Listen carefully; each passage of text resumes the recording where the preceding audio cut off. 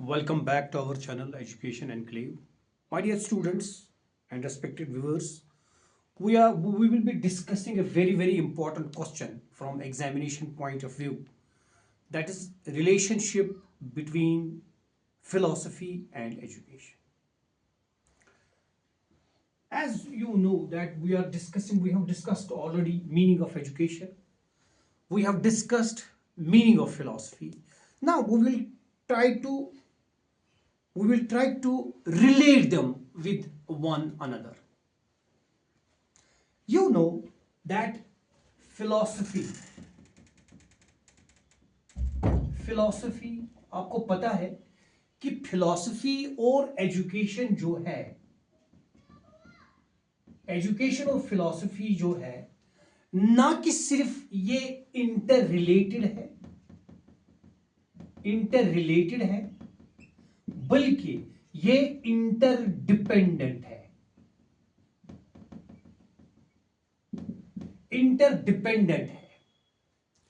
Interrelated in the sense, आप समझिएगा बात को। अगर फिलॉसफी को हम थ्योरेटिकल और कंटेम्पलेटिव साइड मानते हैं, मतलब आप समझिए, ऐसे समझेंगे कि फिलॉसफी जो है वहां से थ्योरेटिकल आइडियाज आते हैं। जैसे मिसाल के तौर पर नेचुरलिज्म आया, नेचुरलिज्म ने एजुकेशन को इन्फ्लुएंस किया। इसी तरीके से किसी ने कोई आइडिया दिया, मिसाल के तौर पर मैन मेकिंग एजुकेशन, स्वामी विवेकानंदा का। It has a pervasive influence on Indian education system. For example, Paul Freire, उसका एक pervasive influence है वर्ल्ड में उसकी आइडियोलॉजी का। अगर हम ये बात करेंगे कि इंटररिलेटेड है और इंटरडिपेंडेंट है, कैसे इंटररिलेटेड है? जो फिलॉसफी है वो आइडियाज को जन्म देती है, आइडियाज को जन्म देती है, आइडियल्स ऑफ लाइफ को जन्म देती है, लाइफ गुजारने के तरीकों को जन्म देती है कि कौन चीज वर्थ लिविंग है या नहीं है। एजुकेशन जो है, हमने अभी कहा कि जो फिलॉसफी और एजुकेशन है ना कि सिर्फ ये इंटररिलेटेड है बल्कि ये इंटरडिपेंडेंट है। इंटरडिपेंडेंट कैसे है? अगर फिलॉसफी थ्योरी है, कंटेम्पलेटिव साइड है, जो एजुकेशन है वो एक्टिव साइड है, या मैं इसको कहूंगा कि एजुकेशन उन तमाम जो आइडियल्स यहां पे आते हैं फिलॉसफी में हम बनाते हैं। हम जो फिलोसोफर्स जो आइडियाज देते हैं कहां पे? फिलॉसफी में। उन आइडियल्स, उन आइडियाज का, उन थेरीज का, उन रूल्स का जो अमली जामा है वो एजुकेशन पहनाता है। अब आप कहेंगे कैसे? मान लीजिए फिलॉसफी डिटरमिन करती है, समझिएगा, फिलॉसफी डिटरमिन करती है व्हाट इज वर्थ लिविंग, कि ये चीज जो है, मिसाल के तौर पर कोई भी चीज, आप मेथोडोलॉजी को लीजिए, प्रोजेक्ट मेथड की बात करेंगे, प्रॉब्लम सॉल्विंग अप्रोच की बात करेंगे, प्रोजेक्ट बेस्ड लर्निंग की बात करेंगे।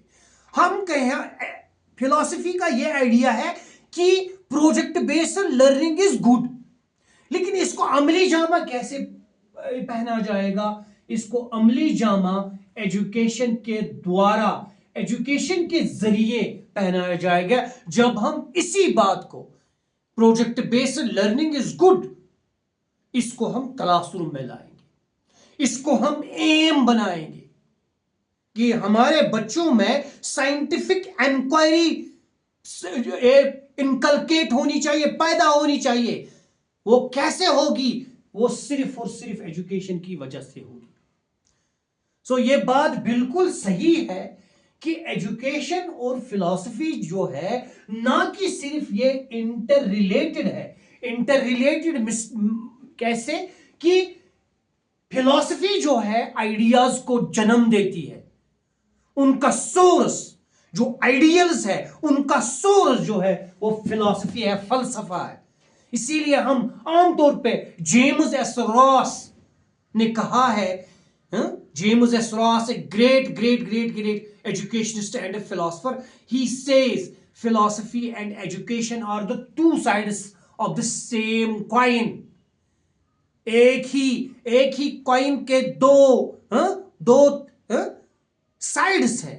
एक कंटेम्पलेटिव साइड है। कंटेम्पलेटिव साइड मींस कि यहां से theories, ideas, values, norms, aims, methodology, curriculum, rule आता है कि टीचर कैसा होना चाहिए, करिकुलम कैसा होना चाहिए, कौन सा एम क्या है।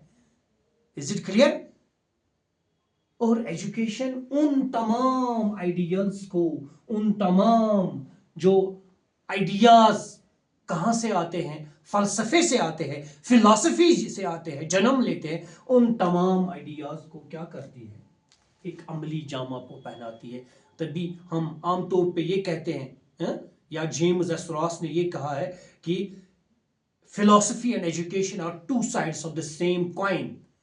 Farmer means this, philosophy is the contemplative side, concepts को जन्म देने वाली, एंड एजुकेशन इज डायनेमिक और it is the active side of the coin.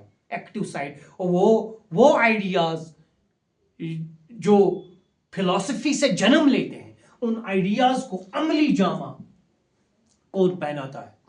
It is education. Is it clear? So अगर हम ये कहें, ख्याल रखिएगा हम क्या कह रहे हैं। हमने डिस्कस किया कि जो फिलॉसफी है, फलसफा है और एजुकेशन है, इनमें एक आपस में एक रिश्ता है। कौन सा रिश्ता है? रिश्ता यह है कि जो भी फिलॉसफी से निकल के आता है, उसको अगर अमली जामा पहुंचाना होता है, वो हम क्लासरूम में पहुंचाते हैं। जैसे हमने अभी बात की कि अगर प्रोजेक्ट बेस्ड लर्निंग एक आइडिया है, इस आइडिया को प्रैक्टिस में कौन बदलता है? It is education. हम यही बात क्लासरूम में लाते हैं, सही है। और उसकी वजह से हम स्टूडेंट्स में scientific temper, scientific thinking, rationality वगैरह वगैरह हम इनकलकेट कर पाते हैं स्टूडेंट्स में। Is it clear? So philosophy and education are inter related, ना कि इंटर रिलेटेड बल्कि इंटरडिपेंडेंट। अब कहेंगे इंटरडिपेंडेंट कैसे है? फिलॉसफी जो है इंटरडिपेंडेंट एजुकेशन पे डिपेंडेंट इस वजह से है कि उन आइडियल्स का जो फिलॉसफी से आते हैं, उनको अप्लाई कौन करता है? It is education. वरना एजुकेशन के लिए फिलॉसफी पे क्यों निर्भर है? क्योंकि आइडियाज कहां से लाएगा? आइडियाज तो कहां से आते? It is philosophy. Is it clear? So education and philosophy और philosophy and education are not only interrelated, they are interdependent on one another. अगर मैं इसको ये कहूं कि इनकी रिलेशनशिप कुछ ऐसे हैं, तो ये बात बिल्कुल सही होगी, ये वर्थ मेंशनिंग होगी, ये बातें जो हम अभी डिस्कस करने वाले हैं। हम ये कहेंगे कि इनकी रिलेशनशिप, किनकी रिलेशनशिप? फिलॉसफी और एजुकेशन की रिलेशनशिप जो है ये ऐसी है, अभी हम डिस्कस करेंगे कैसी रिलेशनशिप है। लाइक फ्लावर एंड फ्रेग्रेंस, इनकी रिलेशनशिप कैसी है? फूल और खुशबू जैसी। फूल जो होता है, फूल जो होता है वो खुशबू से पहचाना जाता है। समझ आ रहा है आपको? तो फूल अगर हम मानेंगे फिलॉसफी, फ्रेग्रेंस मानेंगे एजुकेशन। समझ आ रहा है आपको? सो इनकी रिलेशनशिप कैसी है? जैसे एक फूल और उसकी महक की। इनकी रिलेशनशिप ऐसी है जैसे हैंड एंड ग्लव, जैसे हाथ में दस्ताना होता है ना, हाथ में दस्ताना होता है, बराबर इनकी रिलेशनशिप ऐसे एक समान है, क्योंकि एक दूसरे के बगैर ये जी नहीं सकते। Hand and glove, hand and glove means जब हम दस्ताने में हाथ रखते हैं वहां पे स्किन और जो ग्लव्स होता है उसका आपस में टच मेल होता है। समझ आ रहा है आपको? यही नहीं, हम कहेंगे इनकी रिलेशनशिप लाइक स्केलेटन ब्लड और फ्लैश जैसी होती है। ह्यूमन बॉडी जो है, ह्यूमन बॉडी में 3 चीजें बहुत इंपॉर्टेंट है, बल्कि इंसान इन्हीं 3 चीजों से बना है, फ्लैश, ब्लड एंड स्केलेटन। ये 3 चीजें अगर इंसान में ना हो तो इंसान को क्या कहेंगे? समझ आ रहा है आपको? बिल्कुल वैसी ही रिलेशनशिप है इन फिलॉसफी और एजुकेशन के बारे में, बिल्कुल ऐसी रिलेशनशिप है। जैसे ब्लड के बगैर इंसान जी नहीं सकता, और अगर फ्लैश ना हो बोन्स पे तो वो हड्डियों का ढांचा कहलाएगा। इसलिए ब्लड का होना जरूरी है, फ्लैश का होना जरूरी है, और स्केलेटन फ्रेमवर्क। अगर फ्लैश हड्डियों पे है तो वो किस वजह से है? इट इज हड्डियों की वजह से, स्केलेटन की वजह से। समझ आ रहा आपको? सो इनकी रिलेशनशिप ऐसी है, जैसे हमने अभी कहा कि इनकी रिलेशनशिप फ्लावर और फ्रेग्रेंस के मानंद है, बराबर। इसी वजह से हम बार बार ये कहते हैं कि जेम्स एस रॉस इस वजह से मजबूर हो गए कहने के लिए कि फलसफा, फिलॉसफी जो है और एजुकेशन जो है ये टू साइड्स है, एक ही कॉइन की, ऑफ ए कॉइन। एक ही कॉइन के 2 सिरे, 2 साइड्स, हेड एंड टेल। क्यों? क्योंकि एक सिरा जो है, ये वाला सिरा, फिलॉसफी वाला सिरा या फिलॉसफी वाला साइड जो है, ये थेरीज को जन्म देता है, ये कॉन्सेप्ट्स को जन्म देता है, ये आइडियाज को जन्म देता है, आइडियल्स ऑफ लाइफ को जन्म देता है, वैल्यूज को जन्म देता है, मॉरल्स को जन्म देता है। और उसके बाद हम इस साइड की बात जब करते हैं, ये साइड अगर थेरेटिकल है, ये साइड प्रैक्टिकल है। हमारी सोसाइटी में उन वैल्यूज, उन आइडियाज, उन कंसेप्ट्स की हम कैसे इनको अप्लाई कर पाते हैं, इनकी एप्लीकेशन कैसे होती है? It is education which applies them in real life situation. समझ आ रहा है आपको? अगर मैं ये कहूं, इसी चीज को अगर मैं दूसरे हिस्से से कहूंगा, दूसरे तरीके से कहूंगा, मैं कहूंगा ये 2 फ्लावर है। Education and philosophy are 2 flowers of the same stem. ये बात भी गलत नहीं होगी, क्योंकि जो फलसफा है वो मान लीजिए जड़ है पेड़ का, ठीक है, और जो बाकी फिर फ्रूट्स वगैरह वगैरह होते हैं वो आप मान लीजिए वो एप्लीकेशन है, applying side. That means what? That means education. Is it clear? So अगर मैं ऐसे, अगर हम ऐसे भी कहें, अगर हम इसको ऐसे भी कहें कि एजुकेशन जो है, समझिएगा, अगर हम ऐसे कहें कि जो फिलॉसफी है, फलसफा जो है, फिलॉसफी जो है, ये एक फाउंडेशन के मानंद है। फाउंडेशन मीन्स जो प्लिथ होता है, जो बेस होती है बिल्डिंग की, उसकी फाउंडेशन है। और एजुकेशन जो है, एजुकेशन उस फाउंडेशन पे बनी हुई इमारत है।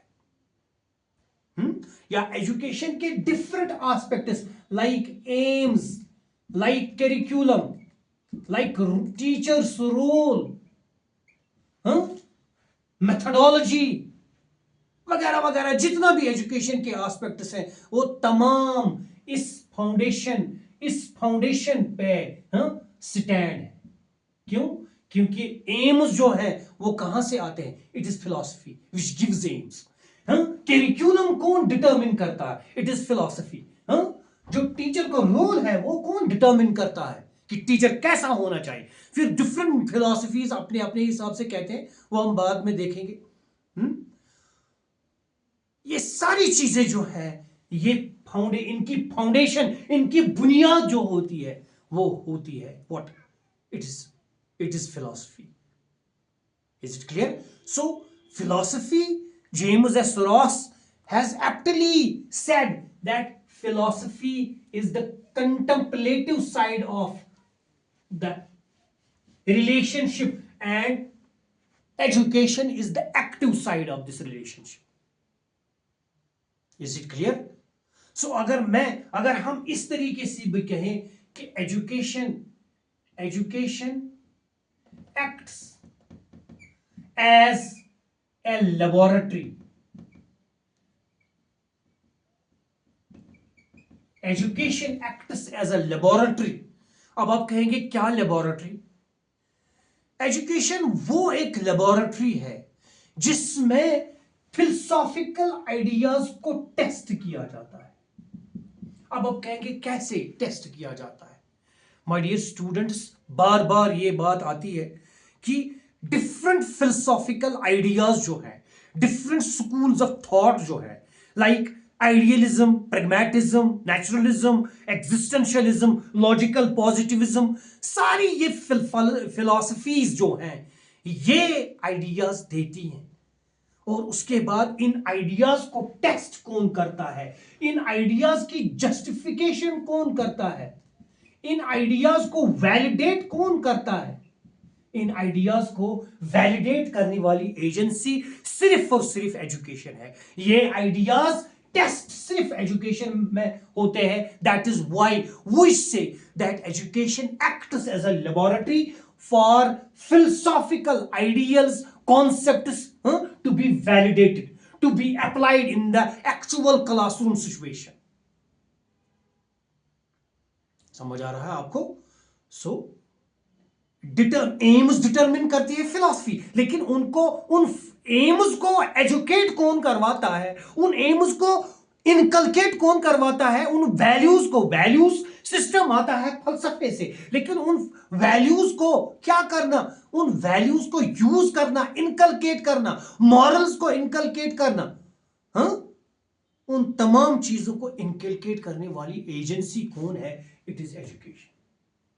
इसलिए हम अब बार बार ये कहते हैं कि एजुकेशन और फिलॉसफी जो है आपस में बिल्कुल ऐसी रिलेशनशिप है जैसे अभी हमने कहा, इनकी रिलेशनशिप एक फ्लावर और उसकी खुशबू के मानद है।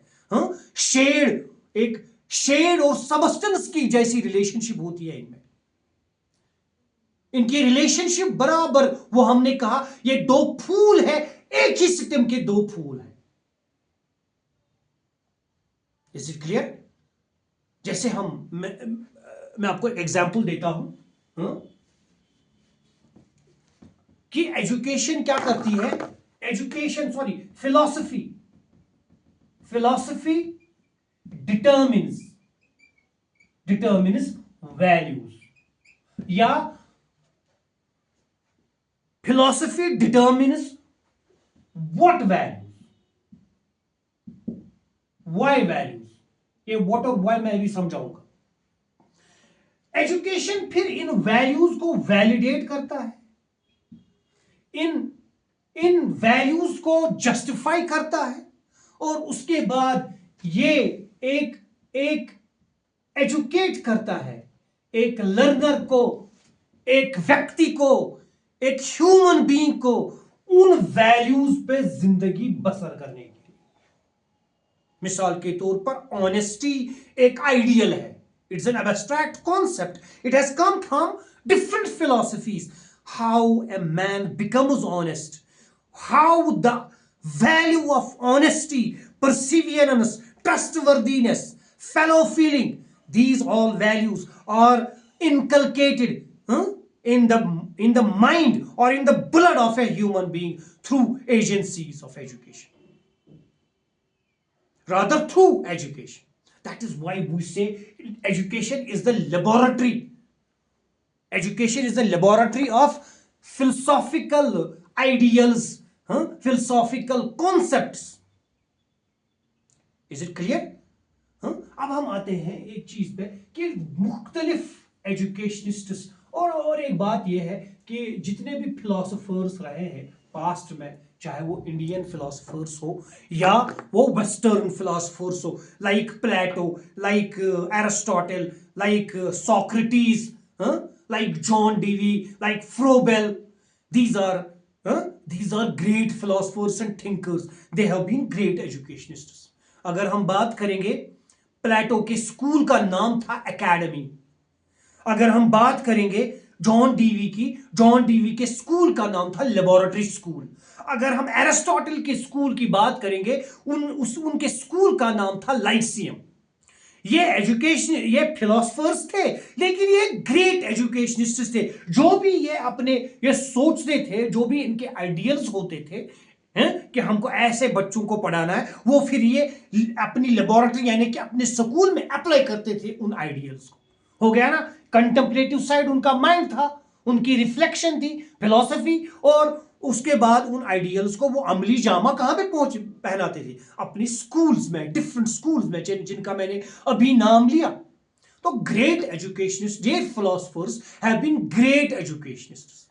सही है. तो हम कुछ फिलोसोफर्स का, एजुकेशनिस्ट का देखेंगे, उन्होंने रिलेशनशिप के बारे में क्या कहा है.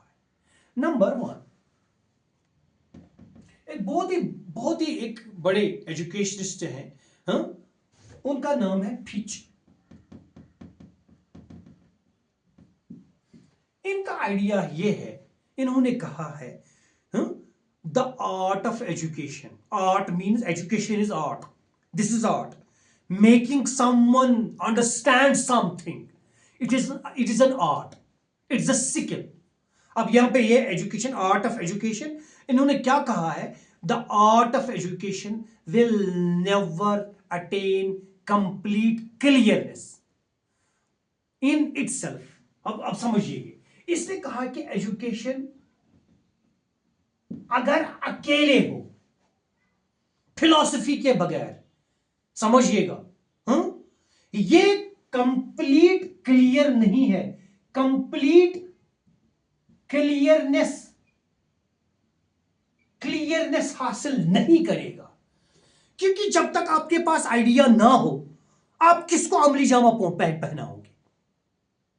फिलॉसफी आपके पीछे बैकग्राउंड में है, फिलॉसफी आपको सपोर्ट करती है, आपके पास थ्योरीज देती है, आइडियल्स देती है, कि किस तरीके से आप पढ़ाओगे, क्या पढ़ाओगे, किसको पढ़ाओगे, कितना पढ़ाओगे, किस तरीके से पढ़ाओगे. ये सारी चीजें जो है फलसफा पीछे देता है. इनको अमली जामा कौन पहनाता है? इनको अमली जामा फिर एजुकेशन पहनाता है. वही बात इसने कही है कि एजुकेशन अकेले कुछ नहीं कर सकता, अपने आप में ये क्लियर है ही नहीं तब तक इन इटसेल्फ विदाउट फिलॉसफी. बहुत ही अच्छी बात कही है कि एजुकेशन तब तक इनकम्प्लीट है जब तक इसके साथ फलसफा ना जोड़ा जाएगा, जब तक इसके साथ फिलॉसफी जुड़ेगी नहीं. समझ आ रहा है आपको? उसी तरीके से दूसरा एक बहुत ही टीपी नन, एक बहुत बड़े एजुकेशनिस्ट, फिलोसोफर, थिंकर रहे हैं. इनका ये आइडिया है एजुकेशनल एम्स. समझिएगा, educational aims are correlative to ideals of life. Educational aims are correlative to ideals of life. समझिएगा बात. जो एजुकेशनल एम्स है, जिनको रिफ्लेक्ट करना है हमको सोसाइटी में, वो कोरिलेट करते हैं आइडियल्स ऑफ लाइफ मानी फिलॉसफी. जिस फिलॉसफी के साथ आप रिलेट हो, या वो सोसाइटी या वो कंट्री जिस फिलॉसफी के साथ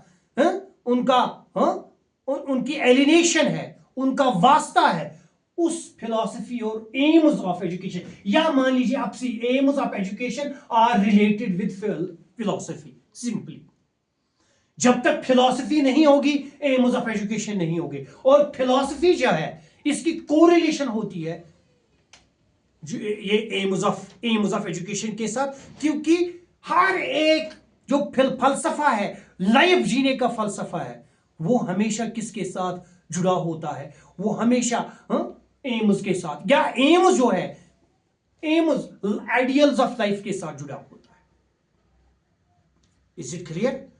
सो आप ये याद रखेंगे कि एजुकेशन जो है ये एक लेबोरेटरी है। और क्या लेबोरेटरी है? ये वो लेबोरेटरी है जिसमें फिलोसॉफिकल आइडियल्स को एक्सपेरिमेंट किया जाता है। एक्सपेरिमेंट मीन्स उनको परखा जाता है, उनको वैलिडेट किया जाता है। Is it clear? So the relationship of philosophy and education is interrelated, it is interdependent, they are interdependent. सबसे बड़ी बात जो मैं समझता हूं वो ये है, they are two sides of the same coin, और they are two flowers of the same stem. एक ही सिटम के दो फूल हैं। और वो हमने बोला था, their relationship is like flower and fragrance. अगर फ्लावर फिलॉसफी है, फ्रेग्रेंस एजुकेशन है। उसकी खुशबू जो है वो फैलती है। और जब फिलॉसफी एक साउंड फिलॉसफी हो, फिलोसॉफिकल आइडियाज हो, तो एजुकेशन की वजह से वो फ्लोरिश होती है। उसकी खुशबू ना कि सिर्फ उस रीजन के लिए महदूद रहती है, बल्कि पूरी दुनिया के लिए वो खुशबू होती है। Is it clear? We have completed this question. If you think this lecture is worth, then subscribe our channel. Subscribe our channel and leave a comment so that we can improve our teaching. This is the end of the first unit of B.Ed. First semester, first paper, Foundations of Education. Okay, thank you.